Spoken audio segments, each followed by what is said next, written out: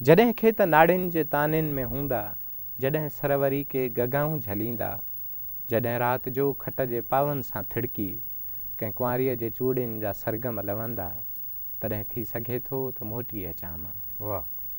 हा वादा मुंहिंजा ॼण पाणीअ बुड़ियाटा, पर इश्के जुनू खे झली हा पली हा, न रोके सघीं जे त सम्झी सघीं हा, तुंहिंजे मोह जवानीअ खां उतम ॿी हुई का।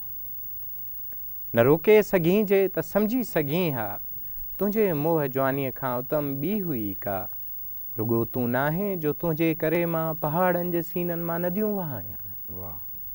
रुगो तूं नाहे जो तुंहिंजे करे मां पहाड़नि जे सीननि मां नदियूं वहायां। मगर आ मुंहिंजे जे घर खे तके को। गौर तलब इहे सिटूं आहिनि। जी जी बिस्मिल्लाह। मगर आ मुंहिंजे जे घर खे तके को, ऐं ईअं हू तके जीअं तकियो घर मूं तुंहिंजो। तॾहिं जेकॾहिं मां रवायतुनि खे साम्हूं रखंदे उहो कुझु करे मां छॾियां हा, जो थींदो आहे हितड़े जो थिए थो पियो हर्जा, बज़ाहिर लाबारो सिसनि जो थींदो आहे, मगर क़त्ल थींदो आहे ज़मीरे इंसान। पोइ पक ॼाण प्यारी न तुंहिंजे न मुंहिंजे न हिन जे न हुन जे न पूरे मंडल जे वफ़ाउनि जो वाली को वारिस हुजे हा। तॾहिं मूं सोचो तॾहिं लुछो हिन वाहियात कोड़के जे कूड़े भंवर में कहिड़ो प्यारु तॻंदो जो थींदो को संगम। जे निसरी बि पवंदो त अमृत न हूंदो। वाह वाह। हिन वाहियात कोड़के जे कूड़े भंवर में कहिड़ो प्यारु तॻंदो जो थींदो को संगम, जे निसरी बि पवंदो त अमृत न हूंदो।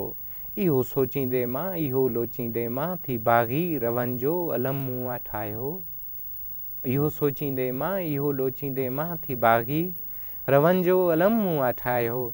कयां थो बग़ावत भवन जे नस्ल खां, रखी प्यार गिरवी तुंहिंजो पंहिंजे घर में, मां आशा रखी आहे उणिया ख्वाब आहिनि। वाह वाह। रखी प्यार गिरवी तुंहिंजो पंहिंजे घर में, मां आशा रखी आहे उणिया ख्वाब आहिनि। जॾहिं ॻोठ कतियुनि लथा पारा पवंदा।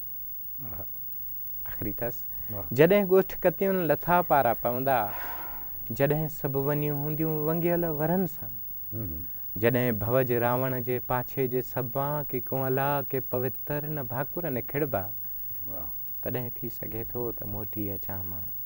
हा मोटी अचां मां।